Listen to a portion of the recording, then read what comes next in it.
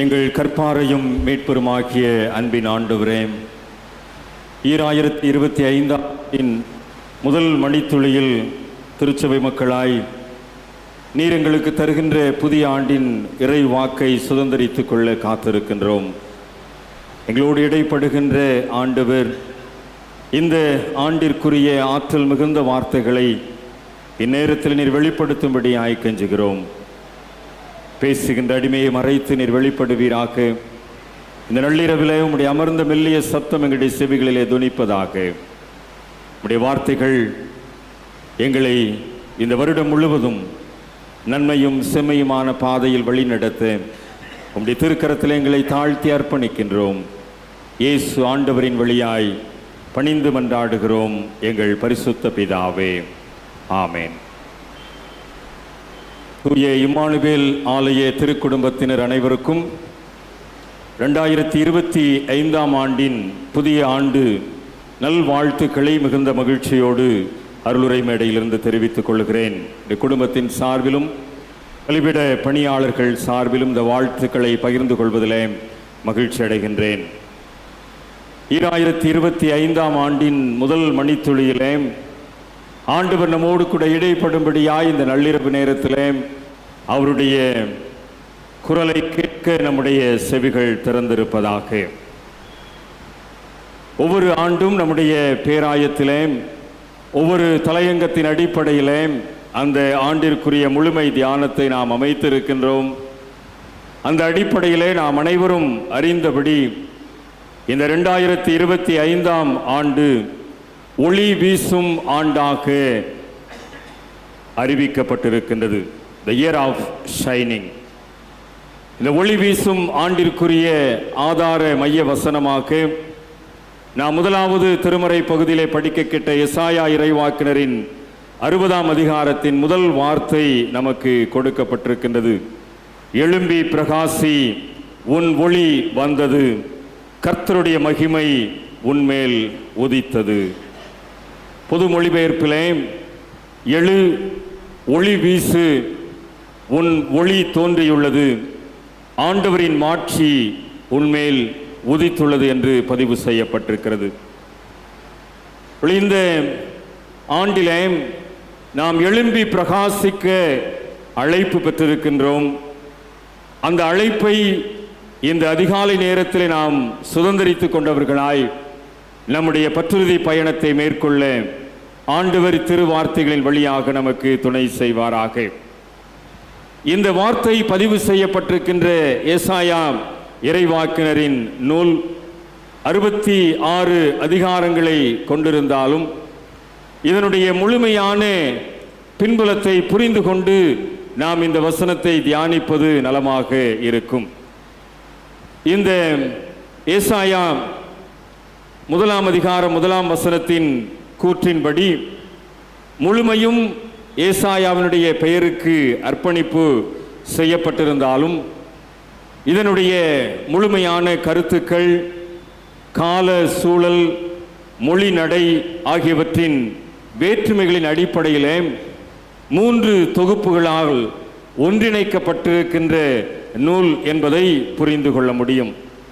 முதல் 39 அதிகாரங்கள் முதலாவது தொகுப்பாகவும் 40ஆம் அதிகாரத்திலிருந்து 55ஆம் அதிகாரம் வரை 2வது தொகுப்பாகவும் 56ஆம் அதிகாரத்திலிருந்து 66ஆம் அதிகாரம் வரை 3வது தொகுப்பாகவும் இது பகுக்கப்பட்டிருக்கின்றது.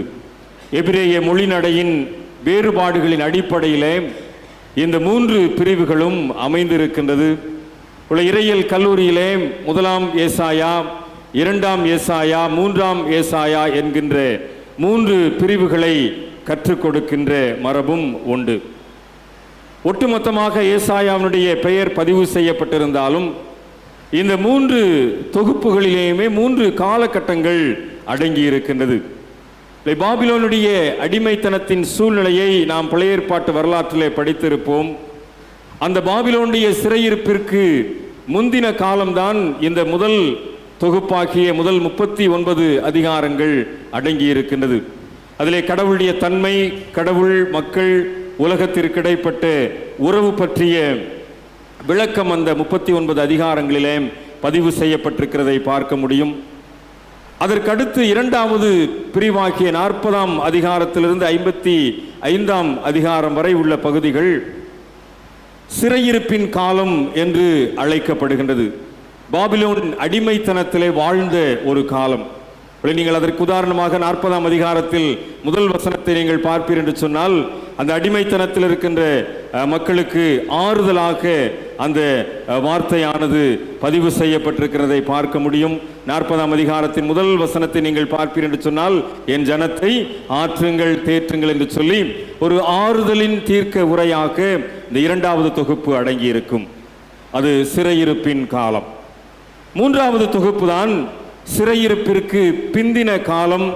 56ஆம் அதிகாரத்திலிருந்து 66ஆம் அதிகாரம் வரை இருக்கின்ற பகுதி.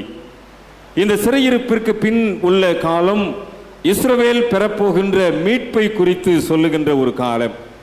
அதாவது எருசலேம் ஆலயம் செப்பனிடப்படுகின்ற ஒரு காலமாக, புதிய வானம் புதிய பூமியை என்ற நம்பிக்கையை மெசியாவின் எதிர்பார்ப்போடு கூட நோக்கி இருக்கின்ற காலமாக அது அடையாளப்படுத்தப்பட்டிருக்கிறது. ஏன் நான் இதை அழுத்தமாக சொல்லுகிறேன் என்று சொன்னால், இன்றைக்கு இந்த ஒளி வீசும் ஆண்டிலே நமக்கு கொடுக்கப்பட்டிருக்கின்ற ஆதார வசனம் இந்த மூன்றாவது தொகுப்பாகிய இந்த சிறையிருப்பிற்கு பிந்தின காலத்தில், அதாவது மெசியாவை எதிர்நோக்கி இருக்கின்ற காலத்தில், அதாவது மீட்பை பெறப்போகின்ற காலத்திலே எழுதப்பட்டதாக பதிவு செய்யப்பட்டிருக்கிறதாக இந்த வார்த்தை அடங்கி இருக்கின்றது. 60ஆம் அதிகாரத்தின் முதல் வார்த்தை. அந்த அடிப்படையிலே நாம் இந்த பின்பலத்தோடு கூட இந்த வார்த்தையை நாம் சிந்திக்க முயல்வோம் என்று சொன்னால், இந்த எழும்பி பிரகாசி என்கின்ற வார்த்தை அதிகமாக சில ஆங்கில மொழிபெயர்ப்புகளிலே உள்ள திருமறைகளை நீங்கள் பார்ப்பீர்கள் என்று சொன்னால், எருசலேம் எழும்பு, அரைஸ் ஜெருசலேம் என்கின்ற வார்த்தை அதிகமாக பதிவு செய்யப்பட்டிருக்கின்றதை பார்க்க முடியும். எருசலேமே நீ எழும்பு என்கின்ற அந்த சொல்லாட்சியானது சில மொழிபெயர்ப்புகளிலே பதிவு செய்யப்பட்டிருக்கின்றதை காண முடியும். கிமு 6வது நூற்றாண்டிலே பதிவு செய்யப்பட்ட இந்த ஒரு வார்த்தை அன்றைக்கு பாவம், சாபம், தண்டனை என்ற கடினத்தோடு கூட வாழ்ந்திருந்த ஒரு காலகட்டம். அந்த முந்தின காலமாகிய சிறையிருப்பின் காலம் சுமார் 70 ஆண்டு காலமாக பதிவு செய்யப்பட்டிருக்கின்றது. இது ஒரு நீண்ட இரவு என்று சொல்லி அன்றைக்கு வரலாற்று ஆசிரியர்களால் இது கணிக்கப்படுகின்றது. இந்த நீண்ட இரவிலே எப்பொழுது ஒளி வீசும் என்கின்ற எதிர்பார்ப்பு அன்றைக்கு மக்களிடத்தில் இருந்தது. இந்த வரவிருக்கின்ற ஒளியை குறித்து தான் ஏசாயா தீர்க்கதரிசி அந்த அழைப்பை கொடுக்கின்றதை பார்க்க முடிகின்றது. ஒரு நீண்ட இரவுக்கு பின் வருகின்ற ஒரு ஒளி கீற்றை இந்த 60ஆம் அதிகாரத்தில் எழுந்து ஒளி வீசு என்கின்ற வார்த்தையின் மூலமாய் நாம் புரிந்து கொள்ள முடிகின்றது. நான் பொது மொழிபெயர்ப்பிலே இந்த வாசகத்தை வாசித்தேன். எழு என்கின்ற அந்த சொல்லாட்சி, இந்த எழும்பு என்பது மண்ணிலிருந்து எழுகின்ற ஒரு ஆற்றலை குறிக்கக்கூடியது. எழு என்பதின் அடையாளம் தூசி, துன்பம், துயரம், வேதனை, கவலை, வியாதி போன்ற நெருக்கமான சூழ்நிலை, அதுதான் மண். இந்த மண்ணிலிருந்து எழுகின்ற ஒரு ஆற்றலைத்தான் தீர்க்கதரிசியானவர் அங்கே மக்களுக்கு முன் வைக்கின்றதை பார்க்கின்றோம். கிறிஸ்துவுக்குள் அன்பானவர்களே, இந்த பின்பலத்தோடு கூட இன்றைக்கு நம்முடைய வாழ்வை இணைத்து இந்த ஒளி வீசும் ஆண்டிலே ஆண்டவர் நமக்கு கொடுக்கின்ற இந்த இறை வார்த்தையை சுதந்திரித்துக் கொள்ள முயற்சிக்கின்ற போது, ஆண்டவர் நம்முடைய வாழ்க்கையிலே மண்ணோடு மண்ணாக வாழ்ந்து கொண்டிருக்கின்ற நம்முடைய வாழ்க்கையிலே இந்த புதிய ஆண்டிலே எழும்பு என்கின்ற குரல் ஒலியின் மூலமாக நம்முடைய ஆற்றலை புதுப்பிக்க விரும்புகின்றதை புரிந்து கொள்ள அழைக்கப்படுகின்றோம். ஆண்டவர் மண்ணோடு மண்ணாக வாழ்ந்து கொண்டிருக்கிற நம்மை எழும்பும்படியாய், எழுந்து ஒளி வீசும்படியாய் ஒரு அழைப்பை கொடுக்கின்றார். இந்த அதிகாலை நேரத்தில், இந்த ஆண்டின் முதல் மணித்துளியிலே மண்ணிலிருந்து எழும்பக்கூடிய மக்களாய் நாம் வாழ்கின்ற போது நிச்சயமாய் நம்முடைய வாழ்வு பிரகாசமுள்ள வாழ்வாய் அமையும் என்பதிலே எந்த விதமான மாற்று கருத்தும் இல்லை. பழைய ஏற்பாட்டு காலத்தில் யாக்கோபுவை பற்றி நான் உங்களுக்கு குறிப்பிட விரும்புகின்றேன். யாக்கோபுடைய வாழ்வு நமக்கு நன்கு தெரியும். முற்பிதாக்களிலே மூன்றாவதாக அடையாளப்படுத்தப்பட்டவர் தான் ஆபிரகாமும் ஈசாக்கும் வாழ்ந்த பின்பாடுதான் யாக்கோபுடைய வரலாறு தொடங்குகின்றது. ஆனால் இந்த யாக்கோபுடைய தொடக்க நிலைமையை நாம் சற்றே அந்த வரலாற்றை புரட்டி பார்க்கின்ற போது, ஆதியாகமம் 28ஆம் அதிகாரத்திலிருந்து சில அதிகாரங்களிலே அந்த வரலாற்றை நாம் புரட்டி பார்க்கின்ற போது, அவனை பொறுத்த வகையிலே ஒரு எத்தனாக, ஒரு ஏமாற்றுக்காரனாக அவன் வாழ்ந்தவன். தன்னுடைய உடன்பிறப்பை ஏமாற்றினவன். தன்னுடைய தகப்பனிடத்திலே ஒரு எத்த தன்மையை அவன் வெளிக்காட்டினவன். ஆக அவனுடைய வாழ்விலே அந்த தொடக்க வரலாறு என்பது ஒரு இருட்டடிப்பு செய்யப்பட்ட வாழ்க்கையின் அடையாளமாகத்தான் காணப்பட்டிருந்தது. அதை நாம் மறுக்க முடியாது. திருமறையிலே காட்டப்படுகின்ற இந்த முற்பிதாக்களில் மூன்றாவதாக்கிய இந்த யாக்கோபு தொடக்கத்திலே இப்படிப்பட்ட ஒரு தன்மையோடு கூட வாழ்ந்தாலும் ஒரு நாள் ஆண்டவருடைய சமூகத்திலே தனிமையிலே நேரத்தை செலவிடுகின்றான். யாப்போக்கு ஆற்றங்கரையிலே இந்த யாக்கோபு செலவிட்ட அந்த மணித்துளிகள், யாக்கோபு ஆண்டவரோடு கூட அந்த தேவ மனுஷனோடு கூட போராடின அனுபவங்கள், ஒருவேளை அவன் கேள்விப்பட்ட செய்தியின் அடிப்படையிலே ஒருவேளை பிந்தி தனித்திருக்கின்ற அனுபவம் அவனுடைய வாழ்க்கையிலே ஒரு விடியலை கொடுத்தது என்று சொன்னால் மிகையாகாது. அந்த பகுதியை நீங்கள் வீட்டிலே சென்று படித்து பாருங்கள். ஒருவேளை அவனுடைய வாழ்க்கையிலே இருட்டடிப்பு செய்யப்பட்ட காலம் இருந்தது உண்மை. அவன் மண்ணோடு மண்ணாக வாழ்ந்திருந்தது உண்மை. எத்தனாய் ஏமாற்றுக்காரனாய் வாழ்ந்திருந்தது உண்மை.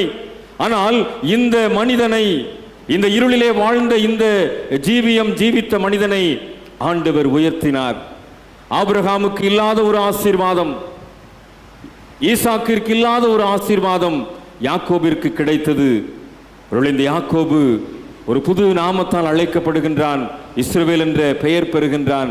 அந்த இஸ்ரவேல் என்கின்ற பெயரை அவன் பெற்றுக்கொள்ளுகின்ற போது, அந்த பகுதியை நீங்கள் படித்து பார்க்கின்ற போது புரிந்து கொள்ள முடியும். ஒரு விடியல் அங்கே தொடங்கியது. ஒரு சூரிய உதயத்தை அங்கே காண முடிகின்றது. ஆண்டவருக்குள் அன்பானவர்களே, இருட்டடிப்பு செய்யப்பட்ட வாழ்வில் வாழ்ந்து கொண்டிருக்கலாம் கடந்த ஆண்டு, கடந்த மணித்துளி வரைக்கும். ஆனால் ஆண்டவர் நமக்கென்று வைத்திருக்கின்ற விடியலை நாம் மறுக்க முடியாது. ஆண்டவருடைய சமூகத்தில் நாம் காத்திருக்கின்ற போது, அந்த எழும்பு என்கின்ற அந்த குரல் ஒலி நம்முடைய செவிகளிலே தொனிக்கின்ற போது, நாம் எழும்புகின்ற போது அந்த விடியலின் ஆசீர்வாதத்தை, அந்த ஒரு உதயத்தின் ஆசீர்வாதத்தை, அந்த ஒரு வெளிச்சத்தின் ஆசீர்வாதத்தை நாம் பெற்றுக்கொள்ள முடியும் என்பதிலே சந்தேகமில்லை. ஏமாற்றுக்காரனாய் எத்தனாய் வாழ்ந்தவன் இஸ்ரவேல் என்கின்ற ஒரு மாபெரும் தேசம் இன்றைக்கு உலக வல்லரசுகளிலே யாரும் எதிர்த்து நிற்க முடியாத ஒரு தேசமாய் வளர்ந்திருக்கின்றது என்று சொன்னால், யாரும் எதிர்த்து போராட முடியாத ஒரு ஆற்றல் மிக்க தேசமாய் இன்றைக்கு இஸ்ரேல் தேசம் அங்கே பெருகி இருக்கிறது என்று சொன்னால், அந்த யாக்கோபுவினுடைய இருட்டடிப்பின் சூழ்நிலையை, அந்த நீண்ட இரவின் சூழ்நிலையை ஆண்டவர் வெளிச்சத்திற்கு கொண்டு வந்தார். ஆண்டவர் ஒளியின் பாதைக்குள் வழி நடத்தினார். அங்கே யாக்கோபு பிரகாசிப்பதற்கு இஸ்ரவேலாய் மாறுகின்றான். இஸ்ரவேல் இன்றைக்கு வரைக்கும் பிரகாசிக்கின்ற நட்சத்திரமாய் மின்னிக் கொண்டிருக்கிறதை வரலாற்றிலே மறுக்க முடியாது. அப்படிப்பட்ட ஒரு எதிர்காலத்தை தான் இந்த எழும்பு என்கின்ற வார்த்தையை தியானிக்கின்ற உங்களுக்கும் எனக்கும் ஆண்டவர் வைத்திருக்கின்றதை நாம் புரிந்து கொள்ள அழைக்கப்படுகின்றோம். இயேசுவின் காலத்திலே ஒரு மனிதனுடைய வாழ்வை நான் சுட்டிக்காட்ட விரும்புகின்றேன். யோவான் 5ஆம் அதிகாரத்திலே நாம் காண்கின்ற ஒரு மனிதன் 38 ஆண்டுகளாய் வேதனையோடு படுத்து கிடந்த ஒரு மனிதன். இந்த மனிதனுடைய வாழ்வு நமக்கு நன்கு தெரியும். கேட்பாரற்று போய் யாரும் அருகே செல்ல முடியாதபடி துர்நாற்றம் எடுத்த நிலைமையிலே அவன் அங்கே தன்னுடைய வாழ்வை கண்ணீரோடும் கவலையோடும் கடத்தி கொண்டிருக்கின்றான். அவனுடைய வாழ்க்கையிலே கண்ணீரை தவிர வேறு எந்த விதமான விடையும் இல்லை. இது 38 ஆண்டு கால சரித்திரம். அவனுக்கு விடியல் உண்டா என்று சொல்லி பார்த்தால் அந்த விடியல் மறுக்கப்பட்டிருக்கிறது என்பதுதான் உண்மை. அவனோடு கூட வந்தவர்கள் அங்கே விடுதலை பெற்று செல்லுகின்றார்கள். அந்த சம்பவம் நமக்கு நன்கு தெரியும். பெதஸ்தா என்கின்ற குளத்தின் அருகே அங்கே இருக்கின்ற ஆட்டுவாசல்ல வியாதியஸ்தர்கள் படுத்திருக்கின்றார்கள். அந்த படுத்திருக்கின்ற மனிதர்களோடு கூட தான் இந்த மனிதனும் படுத்திருக்கின்றான். ஒருவேளை அந்த மனிதர்களிலே தேவதூதன் வந்து தண்ணீரை கலக்கின்ற போது யார் முந்தி சென்று இறங்குகின்றார்களோ அவர்கள் சுகம் பெற்று விடுதலையோடு போய்விடுகின்றார்கள். அவருடைய வாழ்க்கையில் ஒரு வெளிச்சம் கிடைத்து விடுகின்றது. ஆனால் இவனும் பார்த்து கொண்டே இருக்கின்றான். இவனுக்கு அந்த விடிவு காலம் என்பது வரவில்லை. காரணம், விடிவு மறுக்கப்பட்ட மனிதனாய் இந்த 38 ஆண்டுகள் போராடி கொண்டிருந்த ஒரு மனிதன். ஆனால் நாள் ஒன்று வந்தது. உலகின் ஒளியாய் தன்னை அடையாளப்படுத்தின இயேசு அவனை நோக்கி சென்றார். அவர் சொன்ன வார்த்தை, எழுந்திரு. இந்த நிலைமையிலிருந்து, இந்த மண்ணிலிருந்து, இந்த சூழலிலிருந்து எழுந்திரு என்கின்ற வார்த்தை அவனுடைய செவிகளுக்குள்ளாய் பாய்ந்து செல்லுகின்றது. இயேசுவின் அந்த வார்த்தை கடந்து சென்ற போது அவனுடைய சூழல் மாறுகின்றது, அவனுடைய தடைகள் மாறுகின்றது, அவனுடைய மறுக்கப்பட்ட வாழ்வின் சூழ்நிலைகளிலே ஒரு மாற்றம், ஒரு விடியல், ஒரு வெளிச்சம். எழுந்திருக்கின்றான், படுக்கையை தூக்கி நடக்கின்றான். ஒருவேளை அங்கே இருக்கின்றவர்கள் அனைவரும் ஆச்சரியப்பட்டிருப்பார்கள்.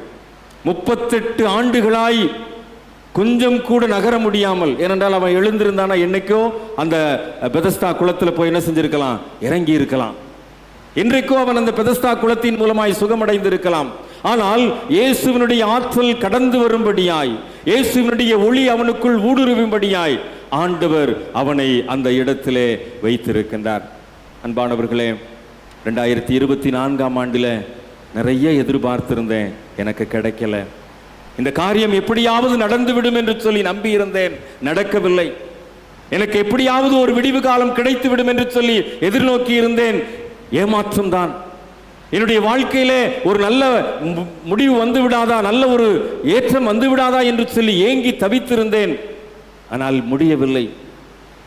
ஆனால் மறுக்கப்பட்ட சூழ்நிலை, ஆண்டவர் தாமதத்தை அனுமதிக்கிறார் என்று சொன்னால் அந்த தாமதம் நன்மைக்குரிய தாமதம் என்பதை இந்த காலை நேரத்திலே புரிந்து கொள்வோம்.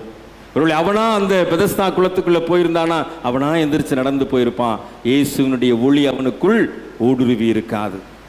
இந்த இயேசுவினுடைய ஒளி அவனுக்குள் ஊடுருவதற்காக அந்த தாமதத்தை ஆண்டவர் அனுமதிக்கின்றார். 2024 ஆண்டு வரை உன்னுடைய வாழ்க்கையில நீ சந்தித்த தாமதத்தை இந்த 2025ஆம் ஆண்டிலே ஆண்டவர் மாற்றும்படியாய், இயேசு என்ற ஒளி உனக்குள் ஊடுருவி செல்லும்படியாய், இயேசுவினுடைய ஒளியின் ஆற்றல் உன்னுடைய குடும்பத்தை சந்திக்கும்படியாய் ஆண்டவர் விரும்புகின்றார். ஆகவேதான் இந்த வாக்குத்தத்தம் உன்னுடைய வாழ்க்கையில நிறைவேற ஆண்டவர் கொடுத்திருக்கின்றார். எழுந்து ஒளி வீசு. இந்த வார்த்தை அந்த மனிதருக்குள்ளாய் கடந்து சென்ற போது அவன் எழுகின்றான். இவ்வளவு நாட்கள் அவனுடைய முடங்கி போன கால்கள், இவ்வளவு நாள் செயலற்று போன உறுப்புகள், இவ்வளவு நாள் இயலாமல் கிடந்த அந்த சூழ்நிலைகள் ஒரு நொடி பொழுதிலே மாற்றம் அடைகிறது என்று சொன்னால், அதே வார்த்தை கொஞ்சமும் மாறாமல் இன்றைக்கு நம்மையும் நோக்கி கடந்து வருகின்றதை புரிந்து கொள்வோம். அந்த வார்த்தையின் ஆற்றல் தான் அந்த மனிதனை போல முடங்கி கிடக்கின்ற நம்முடைய வாழ்க்கையை மாற்றி அமைக்கின்ற வாழ்க்கையாக, மாற்றி அமைக்கின்ற ஒளிக்கீற்றாக நமக்குள் கடந்து வருகின்றதை நாம் மறந்து போக வேண்டாம். அந்த ஆற்றல் இன்றைக்கும் நம்மோடு கூட இருக்கின்றதை, செயல்படுகின்றதை புரிந்து கொள்வோம். மூன்றாவதாக, ஆதி திருச்சபையிலே ஒரு மனிதனை நான் உங்களுக்கு நினைவுபடுத்த விரும்புகின்றேன். அப்போஸ்தலர் 3ஆம் அதிகாரத்திலே காணப்படுகின்ற ஒரு மனிதன். பேதுருவும் யோவானும் அலங்கார வாசலண்டையிலே கடந்து செல்கின்ற போது பிச்சை கேட்டு கொண்டிருந்த ஒரு மனிதன். அவனுடைய வாழ்க்கை அந்த இடத்துல இருந்து யாரெல்லாம் பிச்சை போடுகின்றார்களோ அவர்கள் மூலமாய் வாழ்ந்த ஒரு வாழ்க்கை, அவர்கள் மூலமாய் தன்னுடைய வயிற்றை கழுவின ஒரு வாழ்க்கை, பிறரை நம்பி மாத்திரமே வாழ்ந்த ஒரு சூழல், பிறர் மூலமாக மாத்திரமே தன்னுடைய வாழ்வை அமைத்துக் கொண்டிருந்த மனிதன் பேதுருவிடத்தில், யோவானிடத்தில் கேட்கிறான், எனக்கும் ஏதாவது கொடுங்க அப்படின்னு சொல்லி. அப்பொழுது உற்று பார்த்தவனிடத்தில் சொல்லுகிறார்கள், வெள்ளியும் பொண்ணும் எங்களிடத்தில் இல்லை, ஆனால் எங்களிடத்தில் இருக்கின்றதை உனக்கு தருகின்றோம் என்று சொல்லி அந்த வார்த்தை கடந்து வருகின்றது. இயேசுவின் நாமத்தில் எழுந்து நட, எழுந்து நட. இந்த வார்த்தை அந்த செவிகளிலே பாய்ந்து சென்றவுடனே அவ்வளவு நேரம் முடங்கி கிடந்த மனிதன் எத்தனை ஆண்டுகளாய் முடங்கி கிடந்தானோ தெரியாது, எத்தனை பேரிடத்திலே கையேந்தி நின்றானோ தெரியாது, எத்தனை பேர் அவனை அலட்சியமாய் பார்த்து சென்றார்களோ தெரியாது. இந்த இயேசுவின் நாமத்தில் சொல்லப்பட்ட அந்த வார்த்தை, எழுந்து நட என்று சொல்லப்பட்ட அந்த வார்த்தை அவனுடைய செவிகளுக்குள்ளாய் கடந்து செல்கின்றது. எந்திரிச்சது மட்டும் இல்லைங்க, துள்ளி குதித்து ஆலயத்திற்குள்ளாய் கடந்து போனான். துள்ளி குதித்து ஆண்டவருடைய நாமத்தை மகிமைப்படுத்தினான். இன்றைக்கு அதே ஒரு அனுபவத்தை ஆண்டவர் இந்த 2025ஆம் ஆண்டிலே நமக்கு முன்வைத்திருக்கின்றதை நாம் மறந்து போக வேண்டாம். ஒரு குறுகிய வட்டத்திற்குள் முடங்கி கிடக்கின்றோமா? ஒரு குறுகிய சூழ்நிலைக்குள்ளாகவே என்னுடைய வாழ்க்கை முடங்கி போய்விட்டதை என்று சொல்லி கண்ணீரோடும் கவலையோடும் வாழ்ந்து கொண்டிருக்கிறோமா? இயேசுவின் ஆற்றல் நிறைந்த வார்த்தை நம்மை நோக்கி கடந்து வருகின்றதை மறந்து போக வேண்டாம். இந்த இயேசுவினுடைய ஆற்றல் நம்மோடு கூட செயல்படுகின்றதை மறந்து போக வேண்டாம். எழுந்து நட என்ற வார்த்தை இந்த அதிகாலை நேரத்திலே உங்கள் ஒவ்வொருவருடைய செவிகளிலும் துணிக்கும்படியாய் ஆண்டவர் எழும்பி பிரகாசிக்கின்ற ஒரு சூழ்நிலையை நமக்கு கொடுக்கும்படியாய் நம் மத்தியிலே கடந்து வந்திருக்கின்றார். இந்த ஆண்டவருடைய ஆற்றல் தான் அந்த மனிதனை எழும்பி குதித்து நடந்து ஓடச் செய்கின்றது. ஒருவேளை பழைய ஏற்பாட்டு காலத்திலே யாக்கோபுடைய வாழ்வாக இருந்தாலும் சரி, இயேசுவினுடைய காலத்திலே 38 ஆண்டுகள் முடங்கி கிடந்த மனிதனுடைய வாழ்வாக இருந்தாலும் சரி, ஆதி திருச்சபையின் வரலாற்றிலே அலங்கார வாசலண்டையிலே முடங்கி கிடந்த மனிதனுடைய வாழ்வாக இருந்தாலும் சரி, எழும்பி பிரகாசித்தது உண்மை. அது திருமறை நமக்கு கற்றுக் கொடுக்கின்ற ஒரு மறை உண்மை என்பதை மறந்து போக வேண்டாம். அதே மறை உண்மையின் அடிப்படையிலே ஆண்டவர் இன்றைக்கும் செயல்பட விரும்புகின்றார். ஆண்டவருடைய ஆற்றல் இன்றைக்கும் நம்மை நோக்கி கடந்து வர விரும்புகின்றது. நம்மை எழும்பி பிரகாசிக்க கூடிய ஒரு சூழ்நிலையை நமக்கென்று வைத்திருக்கின்றதை நாம் மறந்து போக வேண்டாம். எழும்பி பிரகாசிக்க ஆண்டவர் நமக்கு கொடுக்கின்ற அவருடைய ஒளி, ஒருவேளை அந்த ஒளி நம்மிடத்திலே கடந்து வருகின்ற போது நாம் எழும்பி பிரகாசிக்க கூடியவர்களாய், அந்த எழுந்து ஒளி வீசக்கூடியவர்களாய் நாம் இருக்கின்றோம் என்பதை மறந்து போக வேண்டாம். இந்த ஒளியை நம்மிடத்திலே அடையாளப்படுத்துகின்றவர் ஒளி. நாம் படிக்க கேட்ட 2வது திருமறை பகுதியில் அதுதான், தேவன் ஒளியாகவே இருக்கிறார். யோவான் 8ஆம் அதிகாரத்தில் இதே ஆண்டவர் தான் சொல்கிறார், நானே உலகத்தின் ஒளி. அந்த இந்த ஒளிதான் இன்றைக்கு நம்மை எழும்பி பிரகாசிக்கும்படியாக, எழுந்து ஒளி வீசும்படியாக நம் மத்தியிலே கடந்து வந்திருக்கிறதை நாம் இந்த புதிய ஆண்டின் முதல் மணித்துளியிலே சுதந்திரித்துக் கொள்வோம். ஒளி எழும்பி பிரகாசிக்கின்ற போது ஆண்டவருடைய ஒளி நம்மேல் வருகின்றது மாத்திரமல்ல, கர்த்தருடைய மகிமை நம்மேல் உதிக்கின்றது.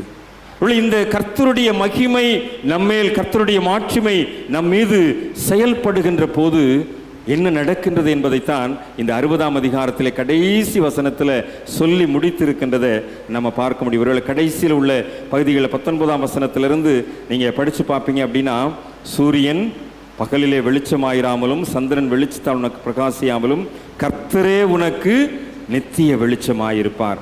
உன் சூரியன் இனி அஸ்தமிப்பதில்லை, உன் சந்திரன் மறைவதில்லை, உன் கர்த்தரே உனக்கு நித்திய வெளிச்சமாயிருப்பார், உன் துக்க நாட்கள் முடிந்து போகும். 2024ஆம் ஆண்டு வரை நாம் சந்தித்த துக்கங்களை ஆண்டவர் முடித்து வைக்க விரும்புகின்றார்.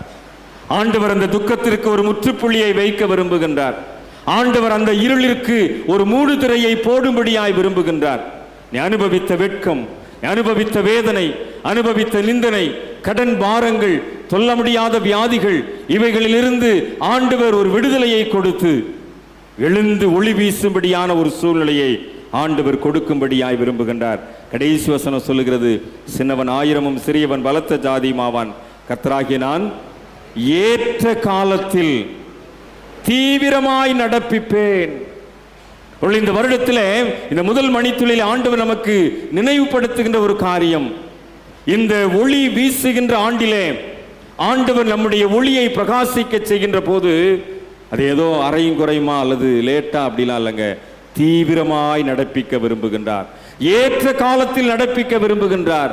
2024 எத்தனையோ காரியங்கள் தடைப்பட்டு போனது உண்மைதான், எத்தனையோ காரியங்கள் நம்ம இழந்து போனது உண்மைதான், எத்தனையோ காரியங்கள் நம்ம தோல்வி அடைந்தது உண்மைதான், எத்தனையோ விஷயங்கள்ல நாம் முடங்கி போனது உண்மைதான். ஆனால் 2025ஆம் ஆண்டிலே இந்த ஆண்டவருடைய ஒளி நம் மீது உதிக்கின்ற இந்த சூழ்நிலையிலே அந்த ஏற்ற காலம் வரும்போது ஆண்டவர் அதை தீவிரமாய் நடப்பிப்பார். ஒருவேளை அந்த தீவிரமாய் நடப்பிக்கின்ற போது, இந்த வருடத்தை முடிவு செய்கின்ற போது ஆண்டவருக்கு சாட்சிகளாய் நாம் எழும்பி பிரகாசிப்போம் என்பதிலே எந்த விதமான சந்தேகம் இல்லை. ஆண்டவருடைய நடமாடும் தீபங்களாய், அவருடைய மறை சாட்சிகளாய் நாம் இந்த சமுதாயத்திலே, திருச்சபையிலே, இந்த பட்டணத்திலே நாம் வாழப் போகின்றோம் என்பதிலே சந்தேகமில்லை. 24ஆம் ஆண்டை முடித்திருக்கின்றோம். வேதனைகள் நிறைந்தது உண்டு, கஷ்டங்கள் இருந்தது உண்டு, பாடுகள் அனுபவித்தது உண்டு, சொல்ல முடியாத பிரச்சனைகளிலே நாம் தவித்து போனது உண்டு, கடன் பாரத்திலே வீழ்ந்து போன அனுபவங்கள் உண்டு, எதிர்பார்த்து நடக்காமல் போன தோல்வியை சந்தித்த காலங்கள் உண்டு. அது நம்முடைய வாழ்க்கையிலே அனுதினம் நாம் சந்திக்கின்ற நிந்தையின் அவமானங்களாய், அனுபவங்களாய் வாழ்ந்து கொண்டிருக்கின்றோம். அது உண்டு. ஆனால் இந்த புதிய ஆண்டிலே, இந்த 25ஆம் ஆண்டிலே, இந்த ஒளி வீசும் ஆண்டிலே ஆண்டவர் திட்டமும் தெளிவுமாய் சொல்லுகின்றார். எழும்பி பிரகாசி, உன் ஒளி வந்தது. இந்த ஒளியானது உன்னுடைய வாழ்க்கையை பிரகாசிக்க வைக்கப் போகின்றது. இந்த பிரகாசத்தின் சூழ்நிலையை தீவிரமாய் நடப்பிப்பேன் என்று ஆண்டவர் சொல்லுகின்றார். அந்த வசனம் அப்படித்தான் சொல்லி முடிக்கிறது. கர்த்தராகிய நான் ஏற்ற காலத்தில் இதை தீவிரமாய் நடப்பிப்பேன். 24ல் எதெல்லாம் நீங்க தோத்து போனீங்களோ அதில் ஆண்டவர் வெற்றியை தருவார். 24ல் எங்கெங்கெல்லாம் துக்கத்தை சந்திப்பீங்களோ அதில் 25லே சந்தோஷத்தை தருவார். 24லே நீங்கள் எதெல்லாம் தலை குனிந்து நின்றீர்களோ 25லே உங்களுடைய தலையை நிமிர பண்ணுவார். தீவிரமாய் நடப்பிக்கின்ற ஆண்டவர், ஏற்ற காலத்திலே இதை தீவிரமாய் நடப்பிக்கின்ற ஆண்டவர்.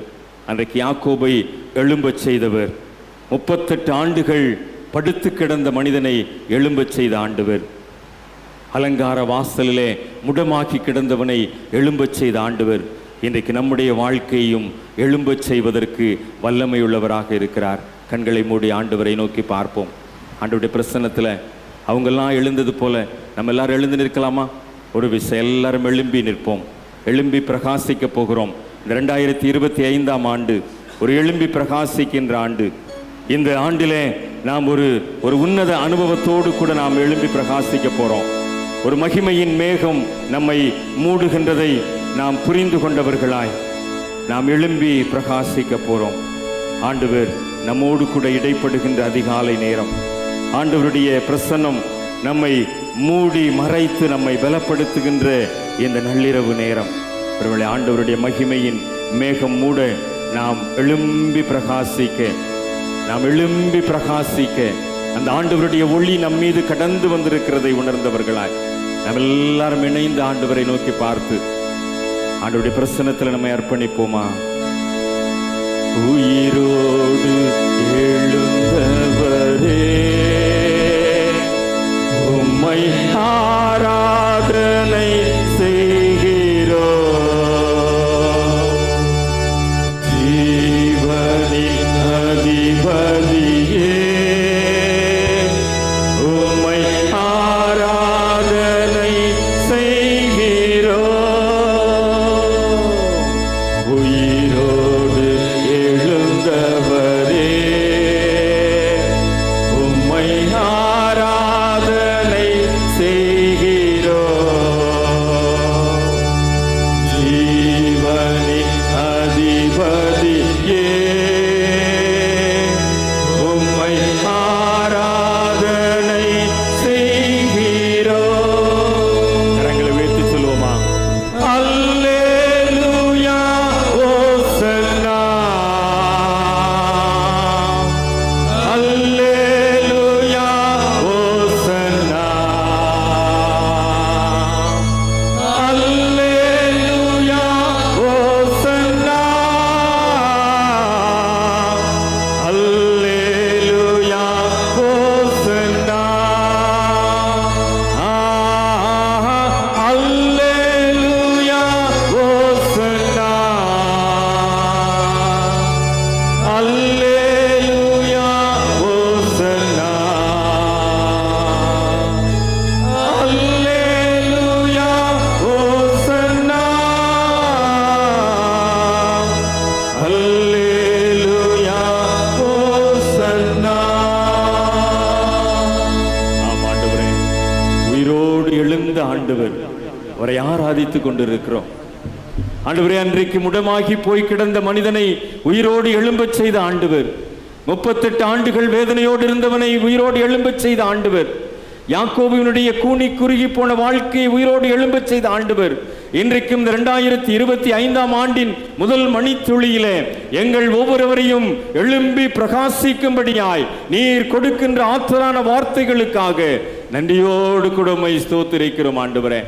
கடந்த ஆண்டிலே நாங்கள் சந்தித்த வேதனைகள் போதும், கடந்த ஆண்டிலே நாங்கள் அனுபவித்த பாடுகள் போதும், கடந்த ஆண்டிலே நாங்கள் ஆண்டவரே சுமந்த நிந்தைகள் போதும் ஆண்டவரே. எத்தனையோ குடும்பங்களிலே பிரச்சனைகள், போராட்டங்கள், வியாதிகள் ஆண்டவரே, அவைகளுக்கு எல்லாவற்றுக்கும் இந்த ஆண்டிலே முற்றுப்புள்ளி வைத்து இந்த புதிய ஆண்டிலே எங்களுடைய வியாதி மாறும்படியாய், எங்களுடைய பிரச்சனைகள் மாறும்படியாய், எங்களுடைய போராட்டங்கள் மறையும்படியாய் ஆண்டவர் கிருபை செய்யும்படியாய் ஜெபிக்கின்றோம். ஆண்டவரே, திருமணமாக தடைப்பட்டிருக்கின்ற ஆண்டவரே எங்களுடைய பிள்ளைகள் ஒவ்வொருவருக்கும் இந்த ஆண்டிலே திருமண தடைகளை நீக்கி ஒரு நல்ல புதிய குடும்ப வாழ்வின் ஆசீர்வாதத்தை கர்த்தர் கட்டளையிட்டு கொடுக்கும்படி ஜெபிக்கிறோம். திருமணமாகி குழந்தை பாக்கியம் இல்லாமல் இருக்கின்ற என்னுடைய பிள்ளைகளுக்கு இந்த ஆண்டிலே எழுந்து ஒளி வீசும்படியாய், கைகளிலே குழந்தை ஏந்தும்படியாய், குழந்தை பாக்கியத்தை கட்டளையிட்டு கொடுக்கும்படியாய் ஜெபிக்கின்றோம். அடைக்கப்பட்ட கற்பங்களை இந்த ஆண்டிலே ஆண்டவர் திறந்து கொடுக்கும்படியாய் ஜெபிக்கின்றோம். வேதனையோடும் நிந்தையோடும் வாழ்ந்து கொண்டிருக்கின்ற ஒவ்வொருவருடைய வாழ்க்கையிலையும் ஆண்டவர் கிருபையாக ஒளி வீச செய்வீராக என்று சொல்லி கெஞ்சுகிறோம் சுவாமி. படித்து முடித்து வேலை வாய்ப்பு இல்லாத மக்கள் உண்டு சுவாமி. நல்ல ஒரு வேலை வாய்ப்பின் ஆசீர்வாதத்தை இந்த ஆண்டிலே கர்த்தர் கட்டளையிட்டு தரும்படியாய் ஜெபிக்கின்றோம் சுவாமி. ஆண்டவருடைய மகிமையின் பிரசன்னம் ஆண்டவரே வேலை வாய்ப்பின் மூலமாய் நல்ல ஒரு குடும்ப ஆசீர்வாதத்தை கட்டளையிடுவதாக. கடன் பாரத்தினால் மூழ்கி கிடக்கின்ற எங்களுடைய திருச்சபையின் குடும்பங்கள் உண்டு. கடன் பாரத்தில் வீழ்ந்து வட்டி கட்ட முடியாமல் வேதனைப்படுகின்ற மக்கள் உண்டு சுவாமி. ஆண்டவரே, இந்த வருடத்தின் முதல் மணித்துளியிலே நீர் அவர்களுடைய வாழ்க்கையிலே ஒரு எழுந்து ஒளி வீசுகின்ற ஆசீர்வாதத்தை கட்டளையிடுவீராக. கடன் பாரங்கள் மறைவதாக, வேதனைகள் மறைவதாக. ஆண்டவரே, சுகவீனங்கள், பலவீனங்கள், சோர்வுகள், மன தளர்வுகள் எல்லாம் மாறுவதாக. சரீரத்தில் எந்த இடத்துல எந்த வியாதிகள் இருந்தாலும் இந்த அதிகாலை நேரத்தில் ஆண்டவருடைய ஒளி எங்கள் மத்தியிலே கடந்து வருகின்ற போது, எங்களுடைய சரீரத்திற்குள்ளாய் கடந்து வருகின்ற போது ஒரு விடுதலையை நாங்கள் பெற்றுக்கொள்ள உதவி செய்யும். திருக்கரத்தில் எங்களை தாழ்த்தி ஒப்பு கொடுக்கிறோம் சுவாமி. எழும்பி பிரகாசிக்க உடைய ஒளி எங்கள் மேல் வந்ததற்காய் ஸ்தோத்திரம். இந்த ஒளி வீசும் ஆண்டிலே நாங்கள் ஒவ்வொருவரும் ஒளி வீசுகின்றவர்களாய் புறப்பட்டு செல்ல ஆண்டவர் அருள் தாரும் வழி நடத்தும். ஒளியாய் இந்த உலகத்தில் வந்த ஆண்டவர் இயேசு கிறிஸ்துவின் வழியாய் மிகுந்த மனத்தாழ்மையோடு ஜெபிக்கிறோம். ஜெபம் கேளும் நல்ல பிதாவே. ஆமேன், ஆமேன்.